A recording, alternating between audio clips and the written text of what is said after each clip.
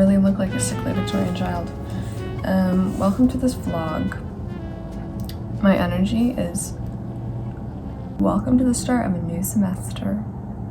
My eye bags should not be this baggy yet, but they are. I have a lot of work to get done today. If you are new here, I'm in my final semester of my English degree, my English language and lit degree. So I'm excited. These courses I'm currently taking are probably some of the most personally interesting and exciting courses I've taken, so I'm really happy about that. And I'm also doing my thesis, so I am thinking I'm probably going to make a whole other kind of thesis diary video series to motivate myself. Courses that I'm currently taking, if anyone is interested, I'll just run down really quickly. We have ecological literature, we have indigenous literature voices from Canada, and we have the Latin American novel, plus my thesis course. So the first thing that I need to get done today is finish Gun Island. This is the first work that we're looking at in my ecological class. I'm loving this. I'm loving this so much. I've tabbed a ton just because I already feel like I'll probably write one of the essays on Gun Island because there's so much to talk about. This is about a man living in Brooklyn and he goes back home to Kolkata, and while he's there he hears about this legend about this gun merchant and he follows it. It weaves so much folklore, myth, legend. It's kind of a piece of cli-fi, so climate fiction. It deals a lot with climate change. This came out in 2019 actually. It looks at the importance of stories and climate change because like the thing that's so cool is that Dean, our main character, like he thinks that the legend is kind of far-fetched. He thinks it's nothing more than a story, and he did his PhD on it just to study oh god, what did he study? Something very specific, very sterile almost, but he finds that he might be living in the legend himself because the same things that happen in the legend, which he kind of starts to trace. He's kind of starts to trace its origins, follow this gun merchant's path, where it leads, if it's plausible, if it has any historical basis in reality, in fact, in history. It takes him across the globe, and it's so exciting, it's so exhilarating. It's the kind of thing that like academics I think wish their whole life could be, like actually going on an adventure to study something like this and find out if it's real or not. But it leads him into all sorts of trouble. He meets a bunch of people. He sees like the fires in California, floods in Venice. There's just so much interconnection. It's so gorgeous. But yeah, it talks about like when the cyclical nature of stories, like when are they told, why do they get a revival? Some stories, like certain life forms, possess a special streak of vitality that allow them to outlive others of their kind. Legends seem to go through cycles of life, sometimes lying dormant for centuries, only to be suddenly rejuvenated by a fresh wave of retellings. So we kind of follow him. The only thing I don't like about this is the dialogue and our characters. I'm not finding the way that they speak to one another to be very believable, and it does feel like the author just has like so much, like obviously so much investment in the kind of plot and message of his story that sometimes it spreads too much into his characters, and his characters just feel like pawns to speak what he wants to talk about, which like I love what he's talking about, but it does make the characters ring a little bit too hollow, a little bit too much like mouthpieces. So that's the only thing that I'm really finding. But all these tabs would just be absolutely for like the essay that I would work on for this. So it principally is set between Bangladesh, India, and Italy actually. We're in the Sundarbans for a good part of the novel, but we're also in Venice for a good part of the novel, so it's so interesting. Oh my god, so interesting. So I only have, I think, less than 100 pages left. I'm on page 255. I love how fluffy this book is. I would highly recommend this book, even if you're not studying it for anything. I think it's wonderful. So the first things first, I'm gonna try to finish this morning, and then I will finish up like the lecture notes because I don't want to spoil myself. Actually, I want to like read it for myself and then get into the notes.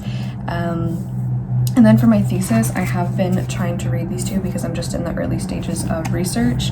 So if I haven't already said, I'm going to be doing my first research paper on hotels. Obviously much more specific than just hotels, but right now I'm just doing research. So I'm reading Hotel Lobbies and Lounges, the Architecture of Professional Hospitality. yeah, it's really interesting. I'm loving it. It's just a whole bunch of essays about the architecture and the building and a lot about the lobby of the hotel. And then I'm currently reading Murakami's Dance, Dance, Dance. Did I ever think I would be lucky enough to do part of a thesis on Murakami? No, but I also need to paint my other hand, so I might do that right away because this is really bugging me. One of you commented that Dance, Dance, Dance has a hotel in it, and the hotel seems like it's going to be a really prominent feature because if you don't know, this Dance, Dance, Dance is the 4th book in Murakami's like the Rat cycle, so it follows the same kind of 2 people.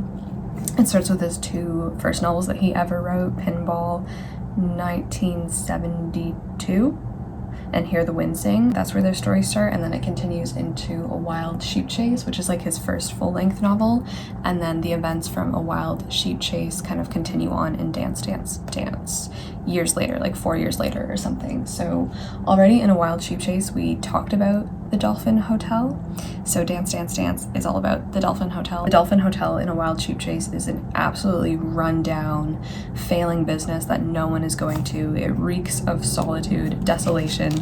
The way that he describes it, a mysterious hotel.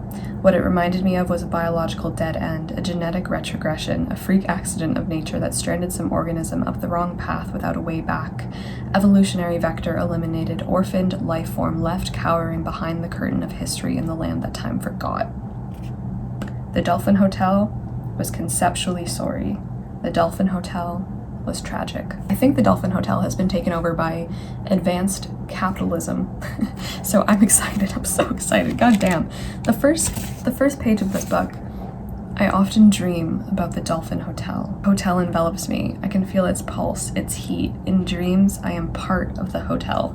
Anyway, so excited. I started annotating, so these are kind of my 2 big reads, research reads, and then for my other 2 classes, we read 100 Years of Solitude, which I've already read twice. I really want to read it again, but I'm not like, it's my favorite book of all time, so I'm not like emotionally ready. So I might just, I already took all the lecture notes for 100 Years of Solitude, so I might just do a skim of my tabs and see if there's anything else I want to add. And then for my Indigenous course, we're actually already writing our first essay, but it's a very short little mini essay just to, I guess, get us warmed up for the semester, which is nice. It's not worth very much either, so that's the plan. But first things first, I've rambled on long enough. Let's finish Gun Island.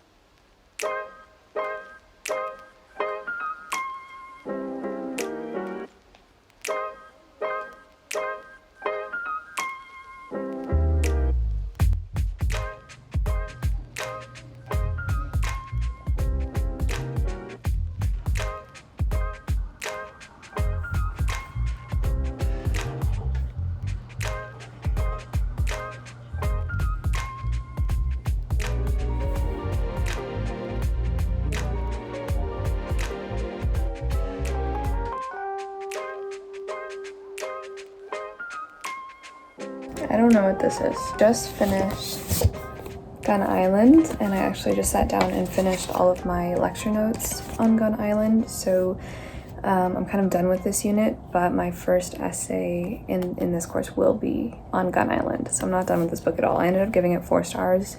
Really enjoyed it. The ending was a bit abrupt to me, but like the whole point of this book is like abruptness and climate disasters just happening out of nowhere with no, I mean, not with no warning because there's plenty of warning, but for the characters in the book, it seems like these things are just happening so abruptly, so quickly that you can't really make sense of them. So really like this. It deals with so many different things like migration, refugees, climate crisis, disasters of so many different kinds and sorts. It deals with like possession and demonic possession in the sense that people living today are now possessed by capitalist industries, and like they have taken the role of previous demons from like the Middle Ages. It's also very reminiscent of a time travel story as well as something we were talking about where people can see the future. At that time, people recognized that stories could tap into dimensions that were beyond the ordinary, beyond the human even.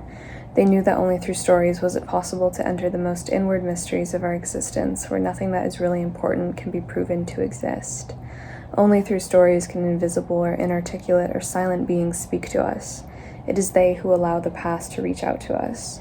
What if the faculty of storytelling were not specifically human, but rather the last remnant of our animal selves, a vestige left over from a time before language, when we communicated as other living beings do? Why else is it that only in stories do animals speak?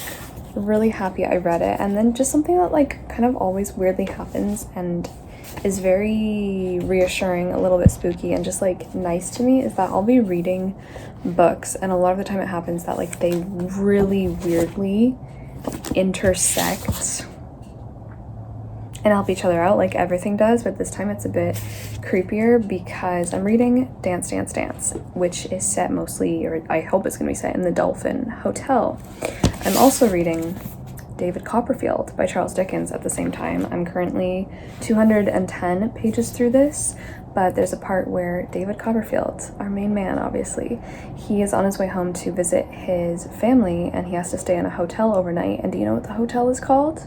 In Charles Dickens, David Copperfield, published in 1850 or something like that. It's called the Dolphin Hotel.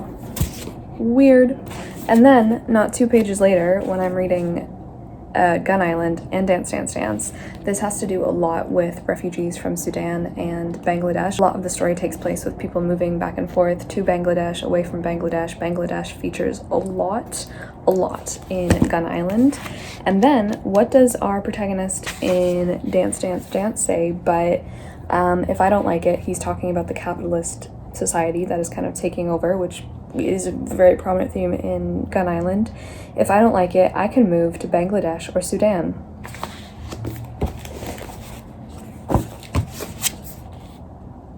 Just weird. But really, the Dolphin Hotel and David Copperfield, like, there's no way Murakami, I mean, I'm assuming Murakami knows. Just really weird with the Dolphin Hotel and David Copperfield. Was not expecting that. So I think now that I'm done Gun Island, my lecture notes, I'm gonna just read a couple of essays in this hotel lobbies book. I've just been doing it essay by essay, which is nice. So the one I'm on right now is called The Architectonics of the Hotel Lobby, the Norms and Forms of oh my god, I just tried to combine those 2 words, of a public-private figure.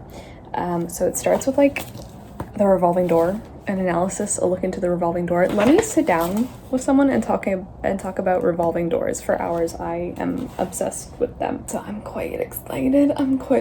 So I'm gonna read this essay. I've been taking just notes. This one starts with a really cool quote from this German critic's essay on hotel lobbies, which he calls negative churches. The hotel lobby accommodates all who go there to meet no one.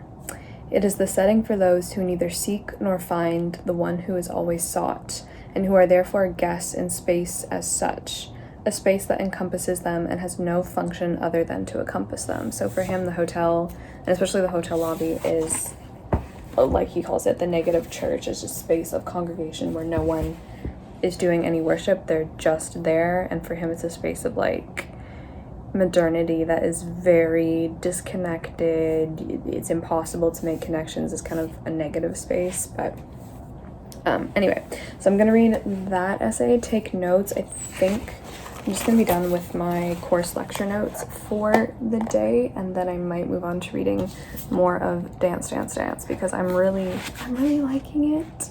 And we just got to the part where our guy's like, you know what, I have to go back to the Dolphin Hotel. I'm gonna ring up the Dolphin Hotel. And he's very surprised because the woman who answers is like very different. And the Dolphin Hotel seems to have some new life breathed into it.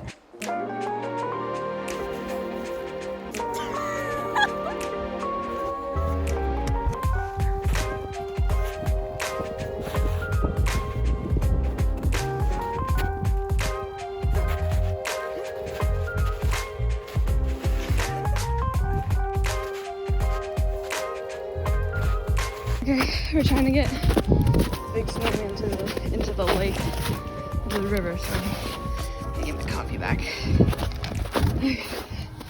I don't, someone made a very nice little snowman.